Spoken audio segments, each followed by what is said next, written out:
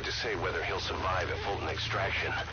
If you have to extract someone who's on the verge of death, you better use the chopper. But if you're gonna carry them, put them to sleep first. You won't get far if you have to fight them every step. I'm sorry, boss, but the extraction failed. The support unit just isn't skilled enough. If you want to increase the success rate of Fulton extractions in bad weather, you need to improve the support unit. A portable toilet.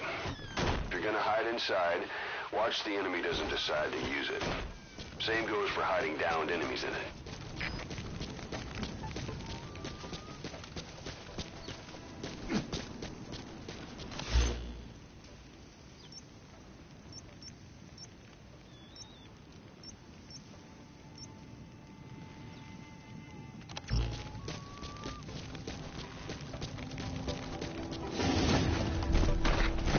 Whoa, whoa, whoa, whoa, whoa, whoa.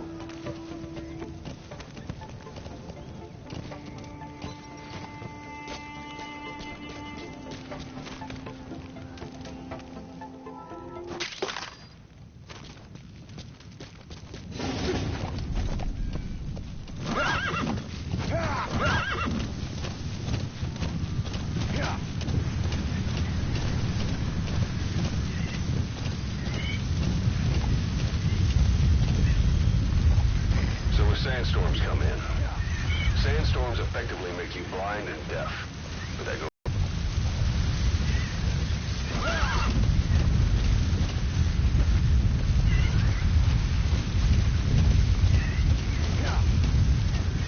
Say, boss, you see many animals in the field. Truth is, an environmental NGO has asked us to remove wild animals from combat zones. If you have the time, can you extract some back here? There's a reward in it for us.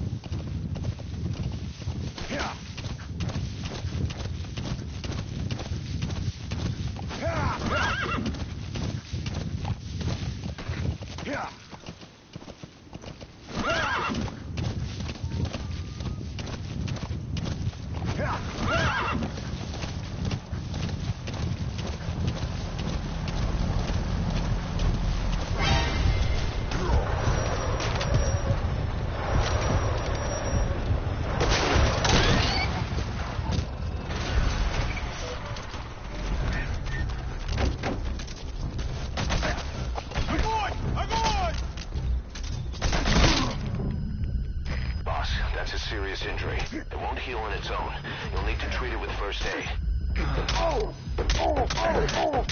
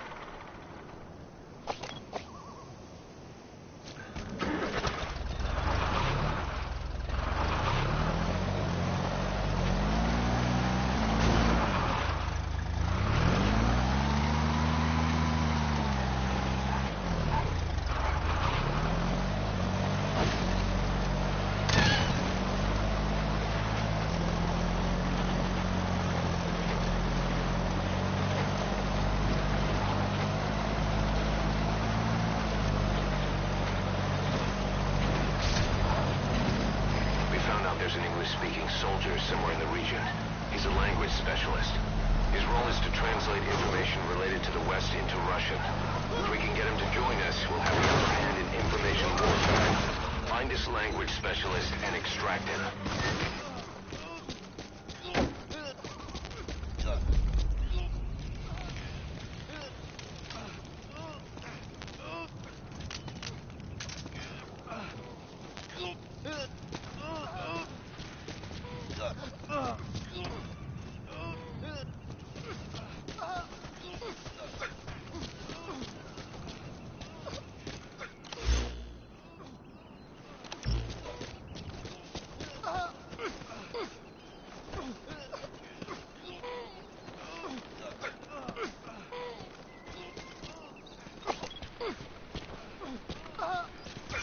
That's the target.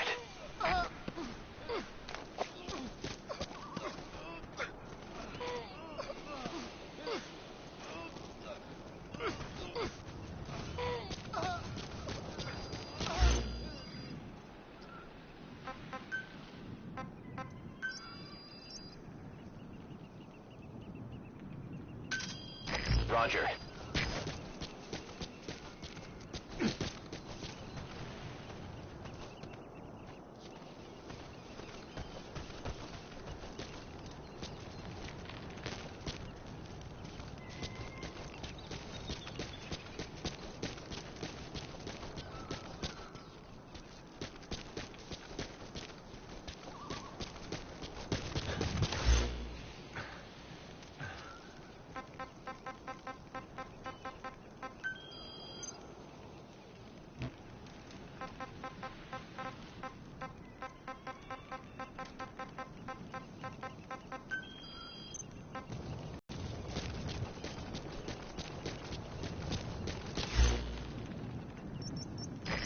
This is B-Quad.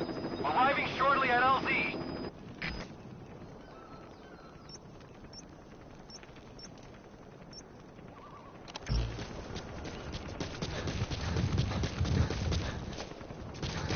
This is B-Quad. Have arrived at LZ. Will stand by.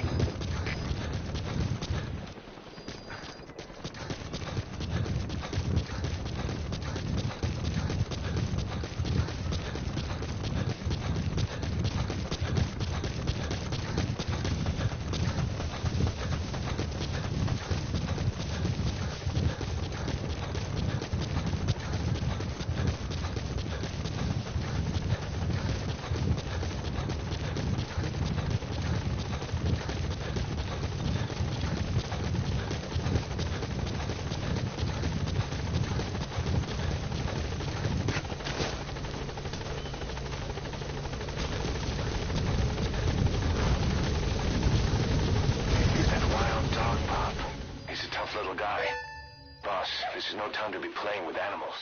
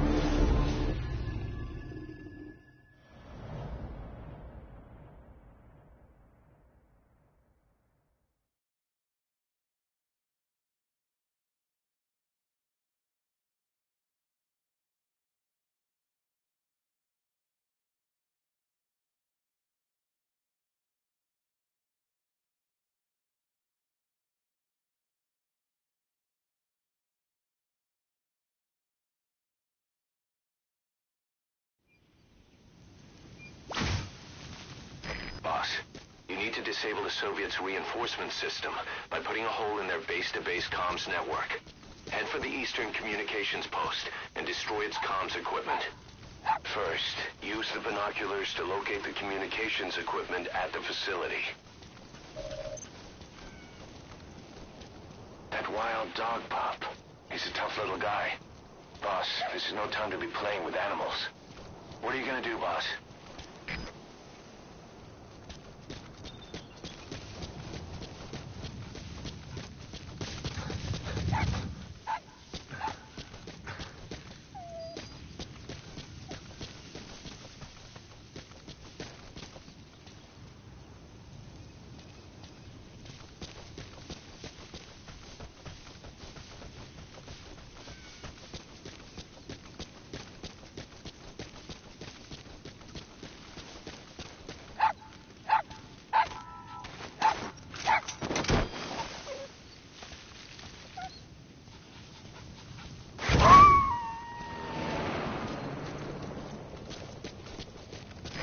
Roger that. We'll pick him up.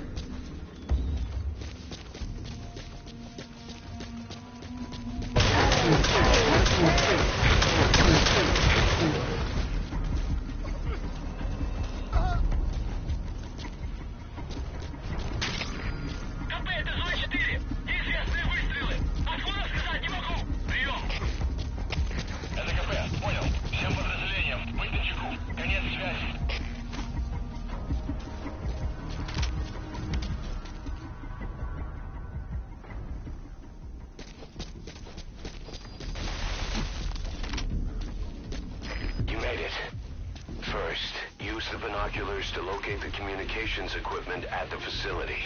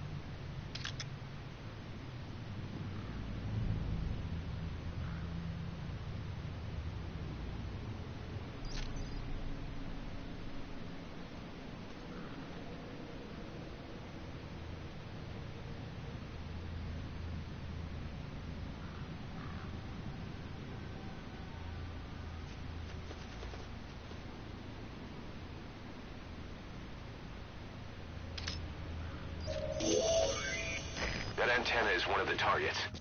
There should be more. Keep looking.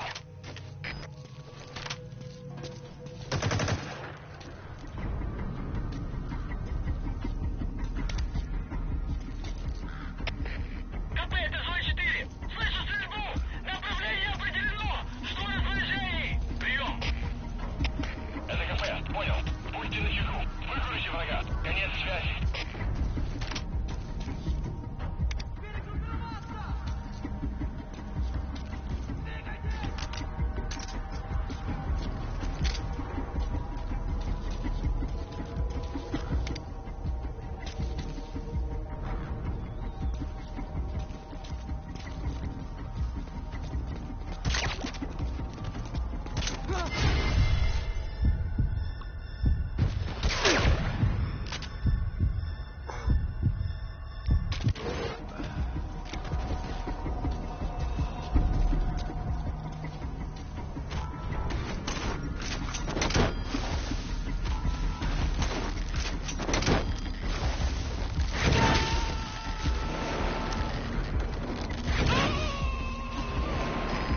Extract him.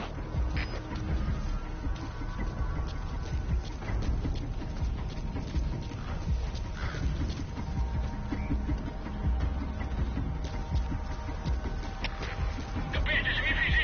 Мы закончили поиски. Никто не обнаружен. Прием. Это КП. Понял. Оставайтесь начеку. Конец связи.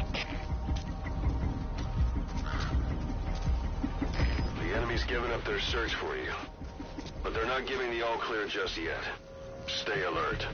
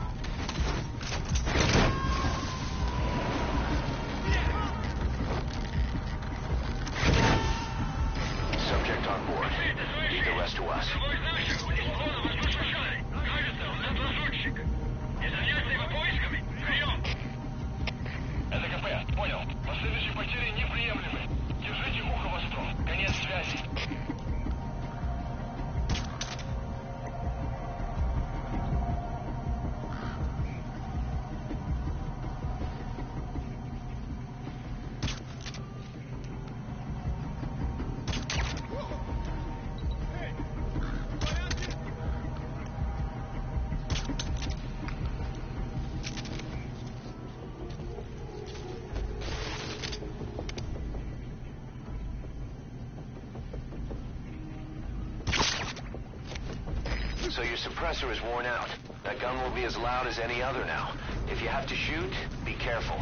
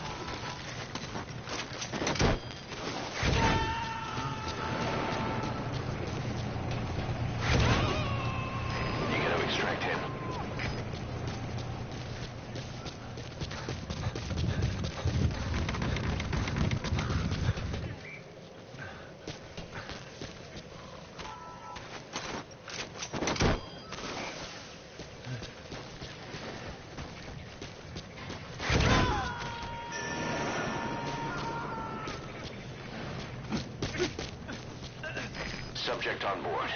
Leave the rest to us.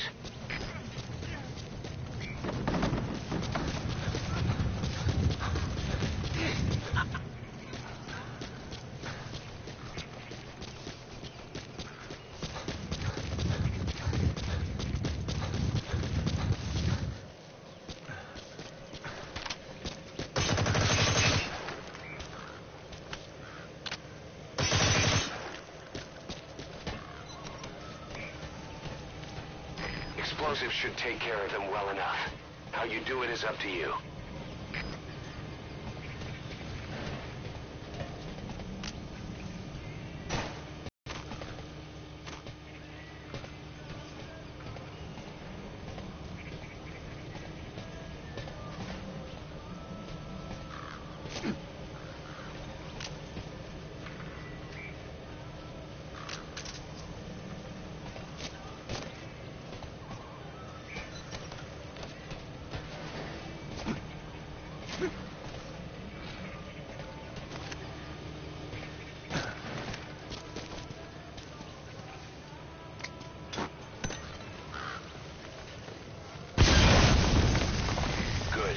That's the first one.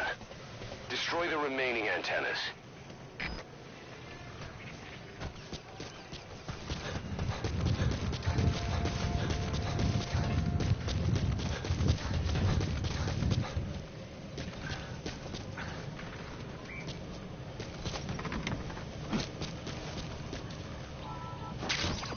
Those materials have already been processed. It may not be much, but we can use them straight away if you bring them back to base.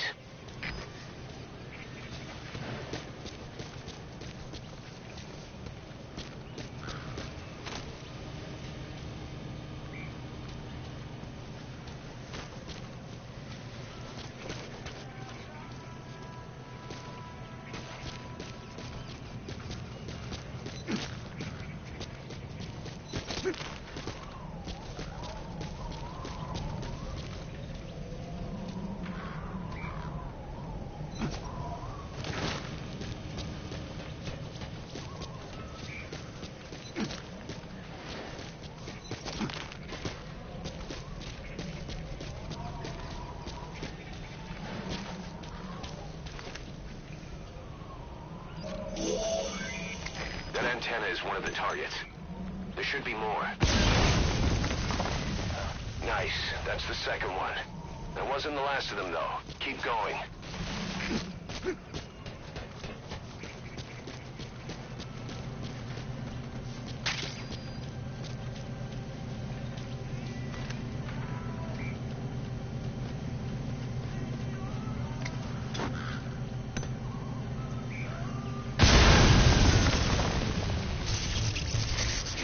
Their anti-air radar?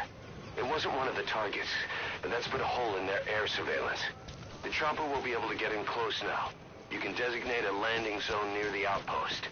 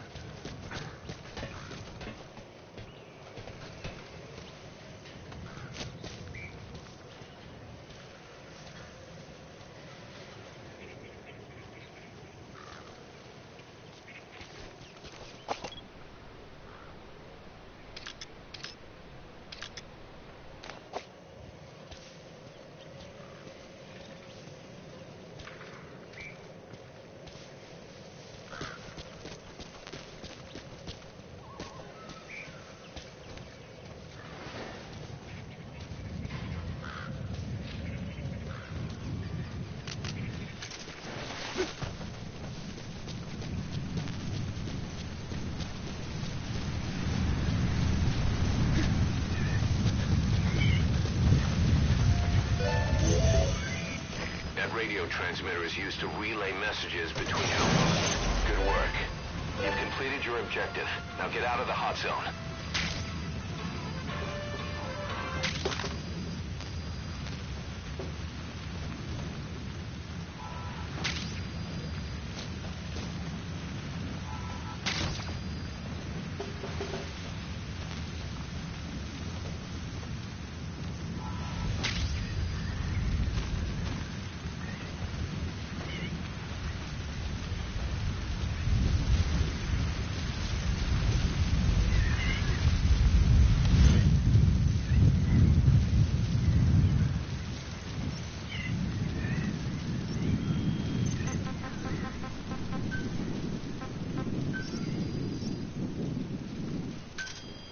Roger.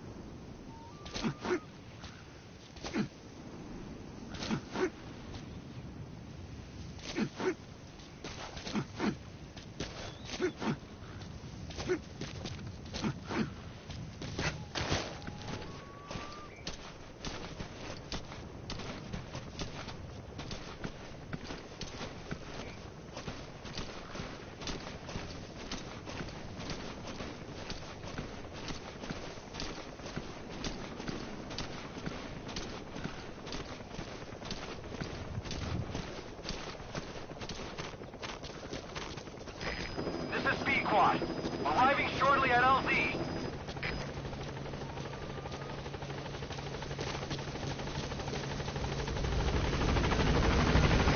This is B Squad. On station at LZ.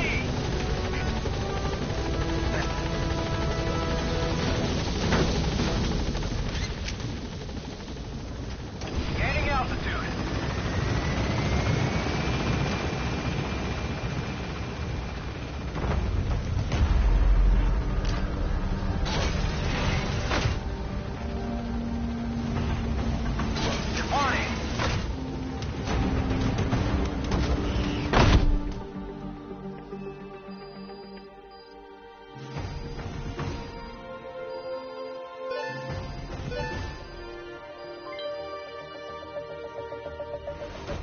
Mission complete. Great work.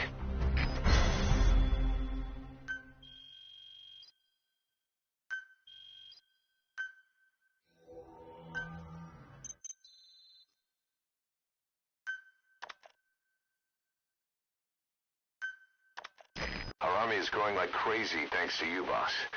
In fact, it's getting downright crowded around here. To bring a greater number of people on board, we'll need to expand our facilities. To that end, I've created a base development unit. It has two roles, material refinement and platform construction. I'll start with the material refinement part. The base development unit procures material resources on a regular basis according to its level. The materials are stored in containers and placed on the deck of Mother Base. Once they're finished being processed, they can finally be put to use. By using these materials to build new platforms, we'll be able to add a greater number of staff to our ranks. We don't need any specific instructions from you to refine the materials, but I want you to be the one to decide how we construct platforms. Once we have sufficient GMP and the required material resources, you can issue construction orders from your iDroid.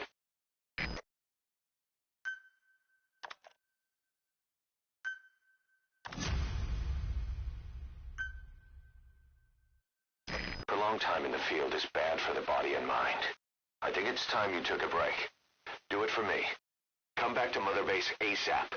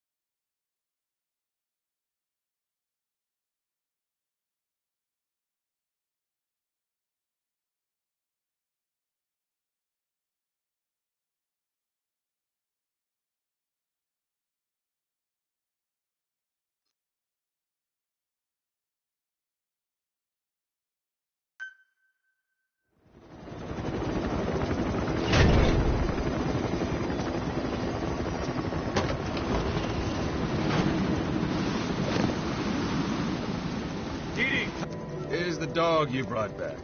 Bit of a troublemaker. Not sure about the breed, though. He'll get bigger? Uh-huh. Like this. You know, I can look after him. He's still a pup, so he doesn't listen. I have a feeling someday he'll be useful. I suspect you discovered a real diamond in the rough. With a little polish, I'd say we got a true diamond dog on our hands.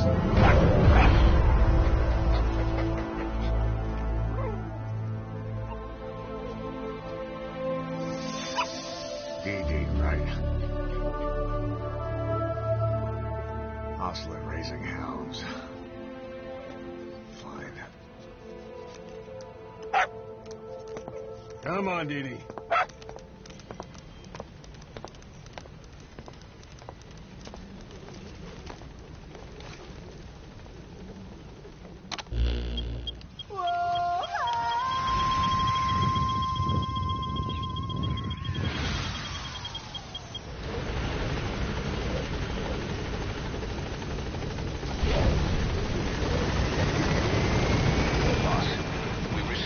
Channel request from Langley. We're to find a piece of new American military hardware that's gone missing in the mountains of Afghanistan. It's a difficult mission, but I'd say you're back in top form by now. Check your iDroid for the details.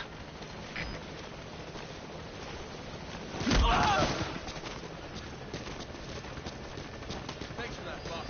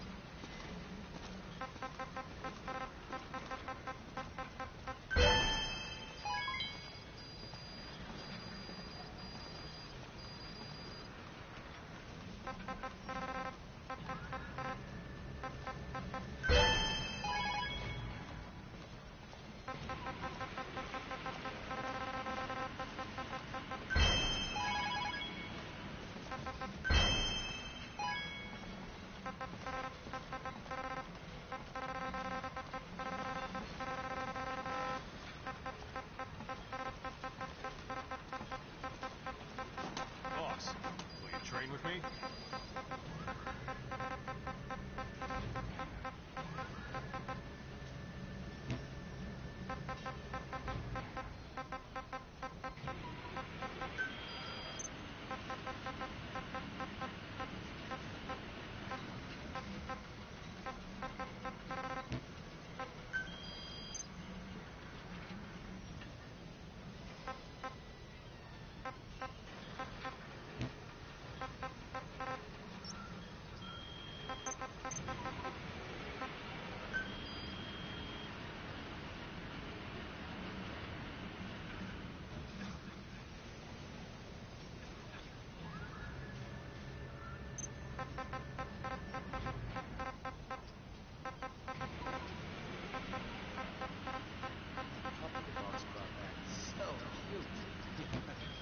Too cute. Man, I want to pet him. Yeah, just once. I want to touch his paw pads. Yeah, just... Wait, what? You don't want to touch him too? No, that, never really occurred to me. You don't know the awesomeness of a puppy's paw pads? I guess not. But yeah, I bet they would feel nice. Right?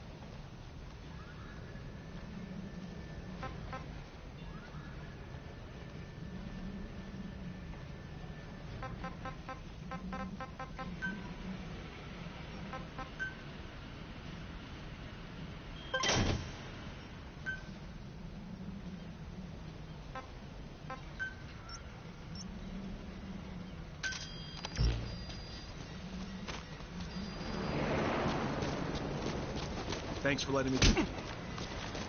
Thank you.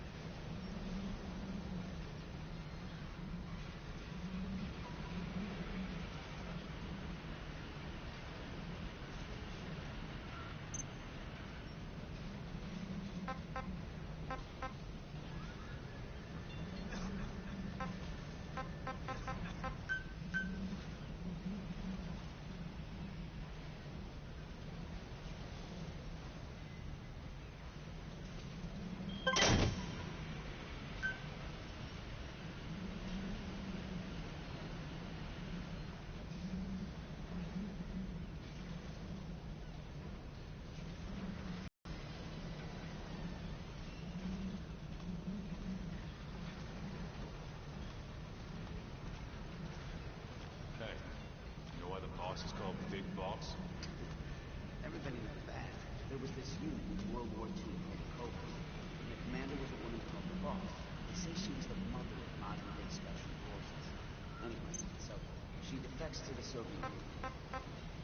America's afraid she'll leak all kinds of military secrets, so they sign in and kill her. Yeah, our boss. Big Boss. And once the boss was dead, he was given a name to signify he had surpassed her. He carried out a one-man infiltration of the Soviet Union, even though he was injured. He's one tough son of a bitch. Yep. But I also heard the boss was his mentor. That they were involved. And that was why he turned his back on America. He really has been to hell.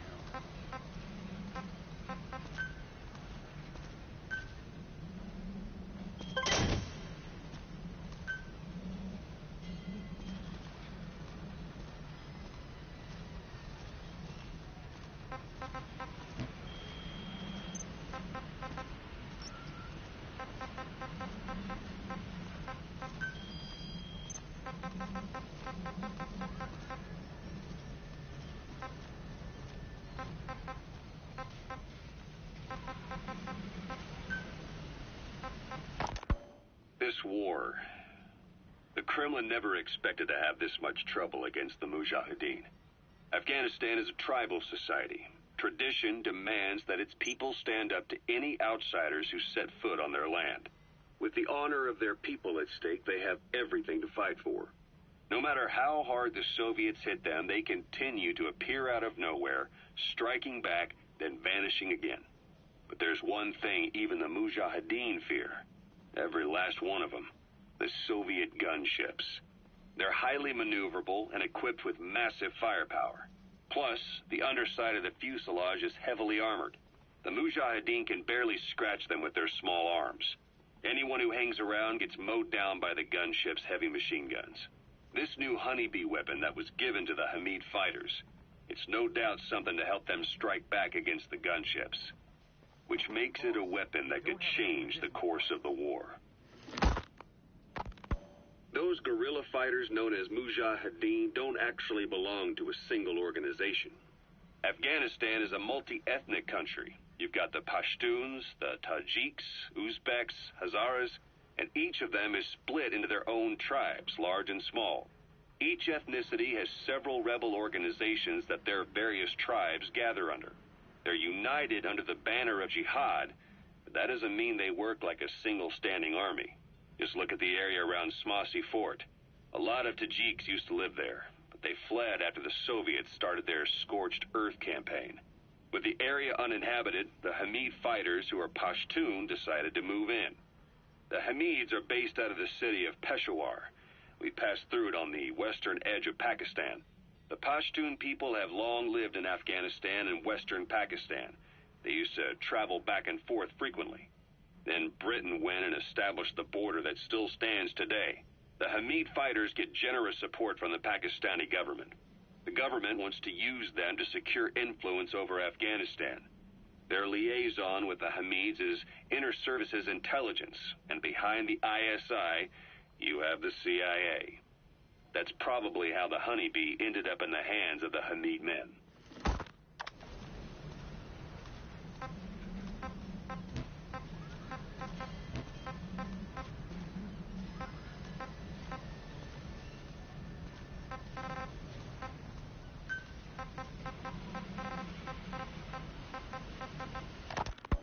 Kaz, what about the unit that attacked us in the mist? You knew something about them. That wasn't my first run-in with them. It happened right before I was captured by the Soviets. We were on the zero line that day, the Afghan side, on our way back from training the Mujahideen at a mountain camp in Kunar province. There's a lot of that work in Afghanistan. Most PFs shy away from it because it draws too much attention. But for us, that was the whole point. The job itself went great. We just had to make it back to a tribal area in Pakistan. But all of a sudden, visibility got real bad. It was no sandstorm. Our point man gave the strange report. He said he could see skulls in the mist. Skulls. The next moment, he went silent. We scrambled into formation, right before his arms and legs came raining down on us. It was always supposed to be a dangerous mission, so I had Diamond Dog's very best with me.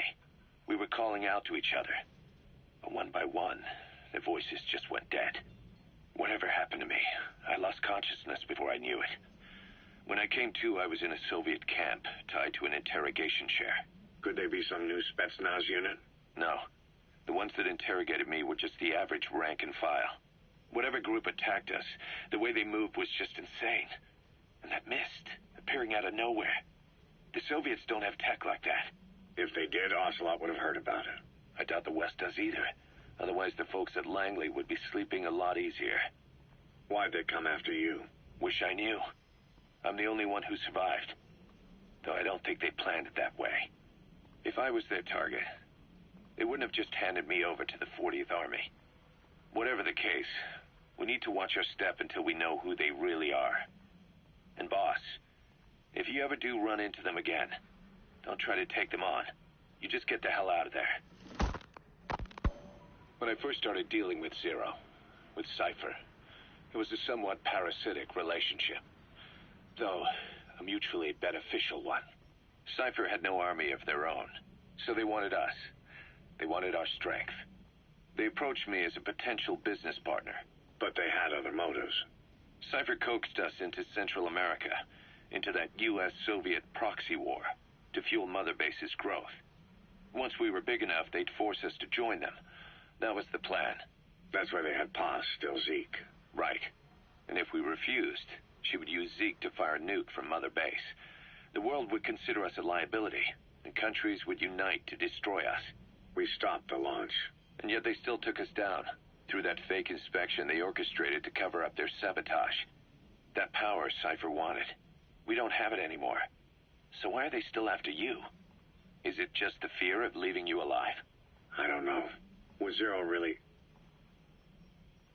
All I know is the man I knew wouldn't want this. What do you mean? We have to consider that it might not be Zero we're dealing with. We know virtually nothing about Cypher anymore. How big they've gotten, what they want, or even who they really are. The new Mother Base started out as a test drilling rig operated by a mineral resources supplier, but their project fell through. The Seychelles government was happy to hand the place over to us. It was just scrap on stilts. So with a few dummy construction companies set up as fronts, we started renovating the half-finished rig. From the outside, it looked like the project was back on rails. Kaz, you... What? I see what you're doing. Recreating the Mother Base we had 9 years ago. Only this time. That's right. The Mother Base Cypher thought they destroyed will return from the grave to kill them. We'll prove to the world that we were the victors. And if we lose again? They can't fool us the same way twice. Now our enemies are in plain sight. And when our organization gets too big, we split it across companies. Any company that draws attention gets liquidated, and its capital is back-channeled into a new company. Most PFs are small-time operations anyway. And in this business, the minnows go bankrupt all the time. We've never aroused suspicion. Plus, we have Hewick. Hewick? Human Exploitation Company. It's a business specializing in intel gathering. Think of it as a civilian intelligence agency. Kaz, that's... Remember what they were trying to accomplish at the prison facility in Cuba? That gave me the idea. We dispatch moles into conflict zones around the world, and each sets up an intel network on site. Then they stay in place to give us stable points of contact when other nations intervene in the conflicts. Hewick's strength is that it has a cutout at each level. You get your job from one guy, then you hand it off to another. No one has direct access. It's a perfect black box. Hewick members also work their way into the superpowers intelligence agencies to make sure Diamond Dogs gets work. We have those countries by the balls. That's our deterrent when we need it. Networking? In the intelligence community? Sure, that's how we've grown this far. And when you go out on missions, intel from Hewick will be there to back you up. But despite all that, Cypher has its eyes on us. The only reason I'm not dead is that they needed to know where you were. Figured if you woke up, I'd go straight to you. That's why you made that ruckus at the Zero line. Yeah, to make their own surveillance work against them. I think it took some of the heat off Cyprus. Kaz. Then I just had to wait for you to save me. And I've gotten used to waiting. Kaz. That's not all. It was a good chance to scout the market. And with the West wanting the Soviets out of Afghanistan, their agencies are bursting at the seams with funding. Boss, let's start by building up our Afghan presence. Why put Mother Base in the Seychelles? We're at the center of the world here. We're all the way out in the Indian Ocean. Come on. Lebanon, Sri Lanka, East Timor, and Africa. From here, our reach extends to conflict zones the world over, including Afghanistan, of course. So it's prime real estate for a mercenary. Exactly. Latin America isn't as close as I'd like, but we have Amanda and her people to help in that department. And besides, the Seychelles government owes us a favor. Owes us? The Seychelles has strong ties to the East, which the West wanted to shake up. It came to a head 3 years ago in an attempted coup. It was a force of South African mercenaries with U.S. backing behind the scenes. They were only platoon size, but South Africa is home to some heavy PFs. Too much for the Seychelles to handle. In the end, they accepted help from the Tanzanian army and quelled the coup. We set up the deal and handled on-site tactical instruction. That led to some training work for the Seychelles military. And when we put down a mutiny within their forces, well, we made a lot of people happy. They don't pay us. They just let us have a piece of their offshore territory on the promise we'll come running if something else happens. So we're bodyguards, too. It's a good setup. We can only take Mother Base so far here. We'll have to find somewhere else when this place starts getting big. Aren't you being a little hasty? Nothing hasty about it. You're back with us now. It was stimulating. Well, she was part of a whaling fleet up until a few years ago. Her displacement isn't anything to write home about, but she can really move. She still had plenty of life left in her, but then the work dried up. Global opposition to whaling has been mounting for years. Is that right? The push to ban it has been gaining traction for a little over a decade. Individual species came under protection as the years went on. And then 2 years ago, the IWC adopted a moratorium on commercial whaling. Several countries, including Japan, fought it to the bitter end. But eventually, most whaling companies had no choice but to throw in the towel. You ever tried whale snake? Can't say that I have. When I was a kid in Japan, practically everybody ate it. That good, huh? The country was poor in those days, and whale was cheap. International opinions changed since then. In any case, that's why we were able to get a bargain price on the ship. Of course, we did end up spending 5 times the purchase price in modifications. We had to really work to fit in all the ESM and communications gear while keeping the whaler look intact. Right now, she's going around conducting SIGINT missions. In the future, we plan to use her as a communications relay base between you and Mother Base, and also as a chopper resupply vessel. Diamond dogs. The word diamond originally comes from the Greek adamas. It means indomitable, unyielding. Other words for the stones often mean eternal bond, fortitude, or purity. The same is true of the Star of Bethlehem flowers you laid on the boss's grave. They represent innocence, as well as chastity, yielding to no man while maintaining one's virtue. In other words, staying loyal to something.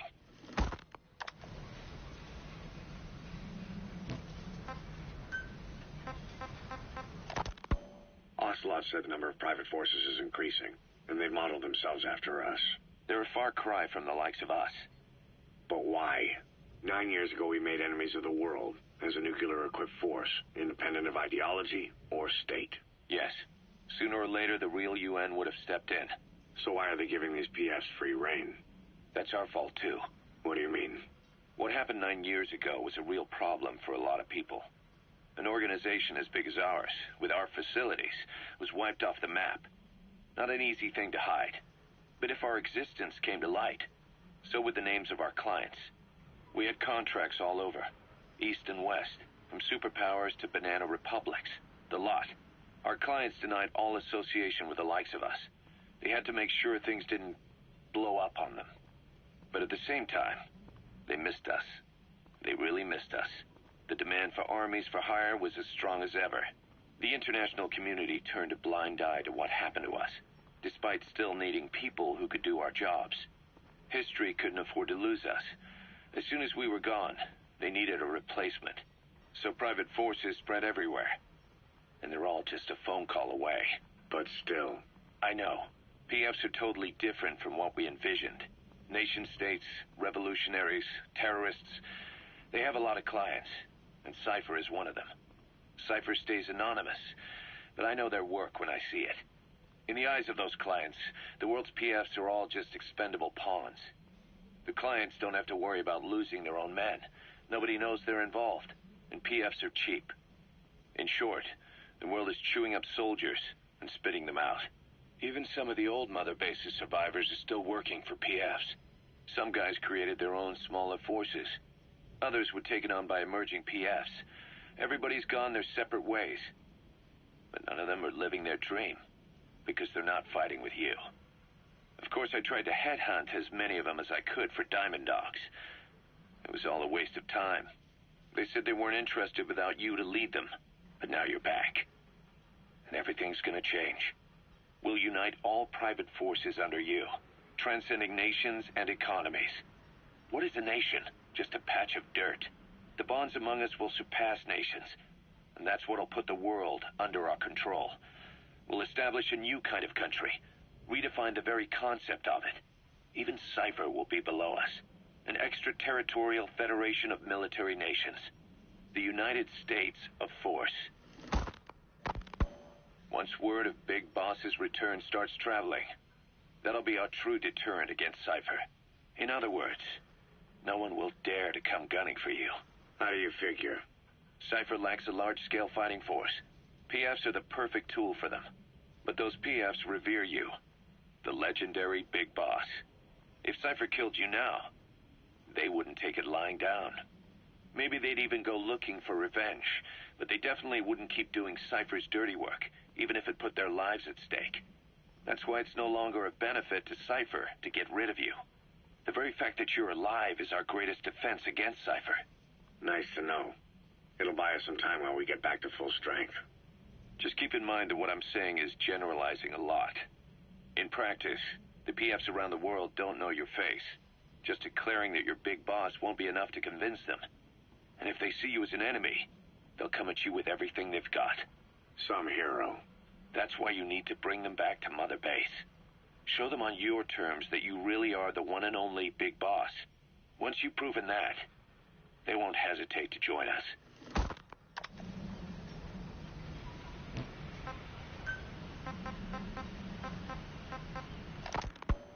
Snake, do you remember Amanda? Yeah, I do. Their revolution was a success. Somoza resigned, and Nicaragua has a new government. Amanda's really working hard for her country to be reborn. Good for them. She says she wishes Chico could be there. That revolution was the dream. For Amanda, for Chico, and their father. That chopper was no place for Chico to die. I'd like to at least think history will remember his part in the revolution. When you pick up a gun, there's always a chance you'll die for nothing. He knew that as well as the rest. Now that he's gone, it's up to the rest of us to decide what it was all worth. If we don't, there's nothing to prove that Chico ever lived at all. We're his mark on the world. Amanda told us that Strangelove contacted her after the revolutionaries came to power in Nicaragua. Strangelove, the AI researcher from Mother Base? I remember her. We'd lost touch with her, till Amanda heard from her out of the blue. She told Amanda she wanted to salvage Peace Walker's drive parts, or something from the bottom of Lake Nicaragua. Amanda passed the request on to her friends in the new administration. She's a national hero now, after all. So Strangelove got a Soviet military aircraft to transport something to somewhere. But apparently the cargo wasn't big enough to have been Peace Walker itself. So what was it? Who knows? We recovered Peace Walker's nuclear warhead ourselves 9 years ago. What could Strangelove have been after? Amanda said she didn't mention what her reason was or where she was headed. Nicaragua is a socialist state now. And with Amanda vouching for her, the government didn't feel the need to concern itself with the details. All Strangelove told Amanda was that she was going to continue her research, and that the rest was a secret. Right before the attack, Huey was in the control tower to prepare for the inspectors. He was with them when it all went down. The control tower collapsed with the rest of its strut. His body was never recovered, but he was the one who met the inspection party when they arrived. And He was the one who showed the nuclear inspectors to the tower. You remember the way it went. First he recommends we agree to the inspection, then he gives them the okay without our permission, all the time acting as if he was doing us a favor. On top of that, he even had the guards disarmed that day. It would send the wrong message, he said. Whatever the angle, it all leads back to Huey. I curse my own stupidity for not realizing sooner. Huey escaped with that unit by chopper. I've been hunting him for 9 long years. The other reason I was operating around Afghanistan was to dig up his location. Huey's in Afghanistan? Yes, and I have a good idea where. Now we just wait for the right moment. This time, we'll be the ones using him. He's going to tell us who our guests really were that used a fake nuclear inspection to blast our home into the ocean.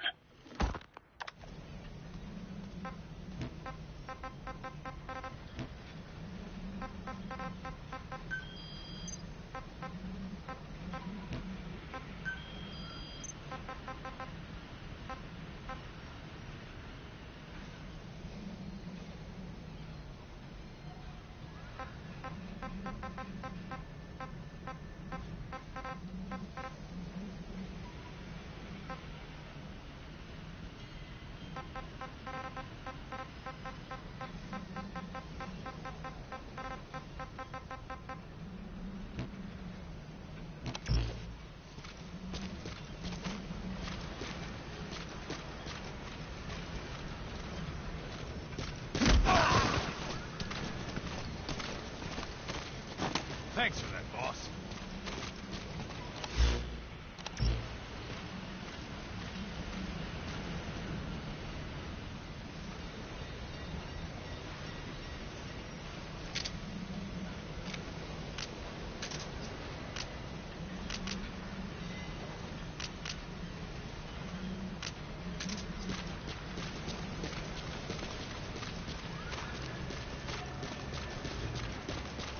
Boss, you need supplies. We're here for you.